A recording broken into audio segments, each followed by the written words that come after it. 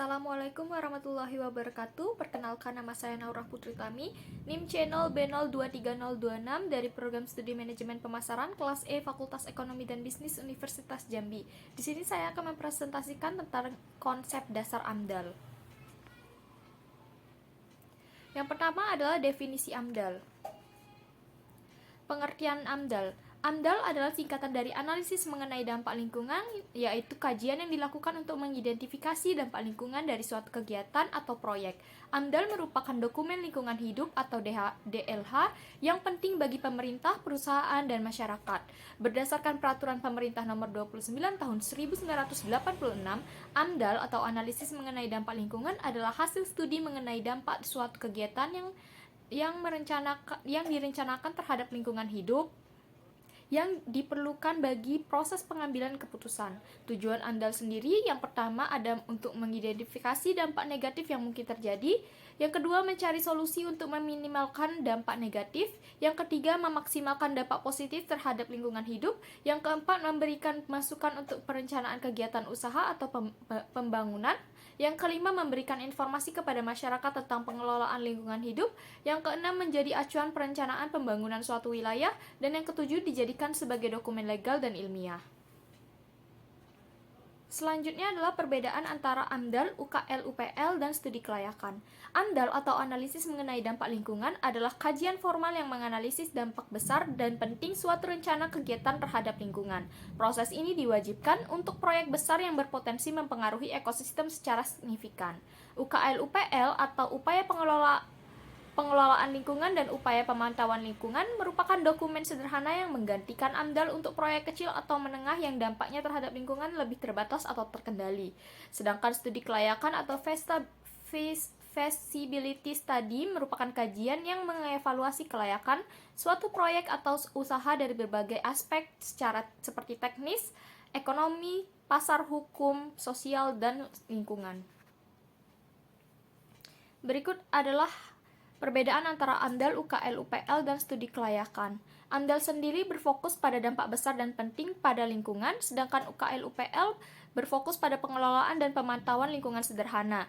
Studi kelayakan sendiri berfokus pada kelayakan proyek secara keseluruhan. Untuk lingkupnya, AMDAL itu lingkupnya lingkungan hidup, untuk UKL, UPL lingkupnya lingkungan hidup terbatas, dan untuk studi kelayakan lingkupnya ekonomi, teknis, pasar, hukum, sosial, dan lingkungan. Tujuan AMDAL sendiri yaitu untuk keberlanjutan lingkungan, UKL, UPL bertujuan pemenuhan pengelolaan lingkungan, sedangkan tujuan studi kelayakan adalah menentukan apakah proyek layak dilaksanakan.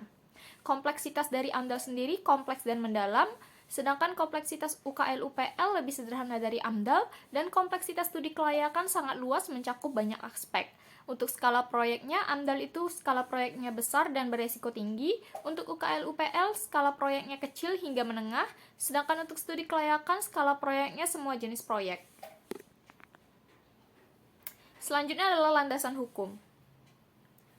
Landasan undang-undang dan peraturan pemerintah yang mengatur tentang analisis mengenai dampak lingkungan atau AMDAL di Indonesia. Yang pertama ada Undang-Undang Nomor 32 Tahun 2009 tentang perlindungan dan pengelolaan lingkungan hidup. Yang kedua Peraturan Pemerintah Nomor 27 Tahun 1999 tentang analisa mengenai dampak lingkungan. Dan yang ketiga Peraturan Pemerintah Nomor 27 Tahun 2012 tentang izin lingkungan. Selanjutnya adalah prinsip dasar mengenai penyusunan analisis mengenai dampak lingkungan atau AMDAL. Yang pertama ada prinsip pembangunan berkelanjutan, menjaga keseimbangan antara aspek ekonomi, sosial, dan lingkungan. Yang kedua prinsip kehati-hatian, mengantisipasi dampak lingkungan meski belum sepenuhnya dapat diprediksi. Yang ketiga prinsip pencegahan, mencegah dampak negatif sejak awal perencanaan proyek. Yang keempat prinsip keterbukaan, melibatkan masyarakat secara transparan dalam proses AMDAL. Yang kelima prinsip objektivitas dan akurasi berdasarkan data ilmiah yang valid dan analisis tanpa keberpihakan. Lalu ada 6 prinsip keterpaduan mencakup aspek fisik, biologi, sosial, ekonomi, dan budaya. Prinsip efisiensi dan efektivitas, proses dilakukan tepat waktu dan hasilnya bermanfaat untuk pengambilan keputusan. Prinsip akuntabilitas, semua pihak bertanggung jawab atas keabsahan dan pelaksanaan AMDAL. Prinsip partisipasi masyarakat, memberikan kesempatan kepada masyarakat untuk menyampaikan pendapat.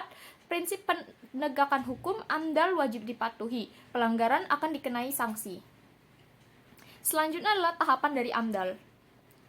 Tahapan-tahapan dalam proses penyusunan AMDAL yang pertama ada persiapan dan identifikasi awal, mengidentifikasi apakah proyek wajib AMDAL dan mengajukan permohonan ke instansi terkait. Yang kedua, penyusunan kerangka acuan atau KAMDAL, membuat panduan teknis untuk menyusun dokumen AMDAL termasuk identifikasi dampak lingkungan dan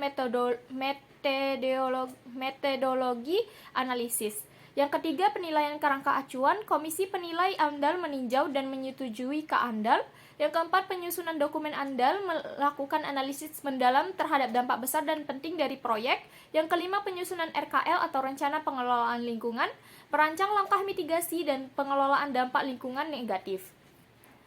Yang keenam, penyusunan RPL atau Rencana Pemantauan Lingkungan, menyusun program untuk memantau efektivitas pengelolaan dampak. Yang ketujuh, penilaian dan persetujuan AMDAL. Komisi penilai AMDAL menilai kelayakan dokumen AMDAL untuk disetujui.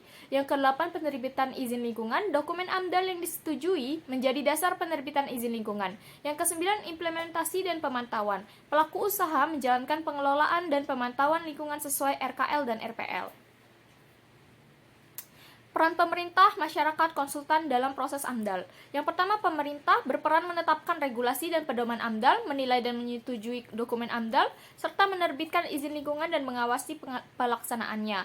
Masyarakat sendiri berperan memberikan masukan terhadap tahap konsultasi publik, mengawasi pelaksanaan pengelolaan dan pemantauan lingkungan.